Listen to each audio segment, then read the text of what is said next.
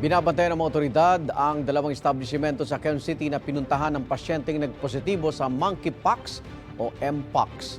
Ayon sa QC Epidemiology and Surveillance Unit, August 8 nang lagnatin ang 33 taong gulang na pasyenteng taga Metro Manila.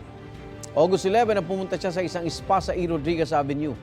August 15 nang nagpunta naman siya sa dermatology clinic.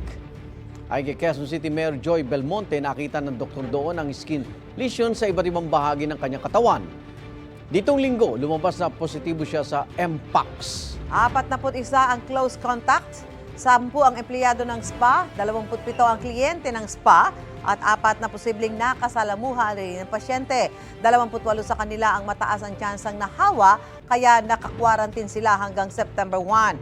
Ang spa sa E. Rodriguez na unang pinuntahan ng pasyente, ipinasara na ng Quezon City LGU matapos mapag-alaman na expired na ang business permit. Ayon sa Department of Health, Clade 2 variant ang na-detect sa bansa. Hindi kasi delikado ng Clade 1B variant na kumakalat sa Africa. Iniutos ni Pangulong Bongbong Marcos ang monitoring sa mga lugar at mga vulnerable sa sakit. Nagpaalala naman ng Quezon City CESU ng iba pang dapat gawin para maiwasan ang hawahan ng Mpox. Mag-isolate siya sa sarili niyang kwarto.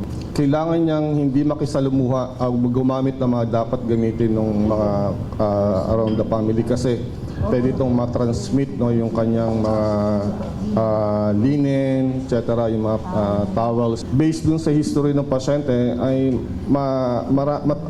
high risk yung pasyente kasi marami siyang multiple sexual partner. Igan, mauna ka sa mga balita. Mag-subscribe sa GMA Integrated News sa YouTube. Sa mga kapuso abroad, subaybayan nyo kami sa GMA Pinoy TV at sa www.gmanews.tv.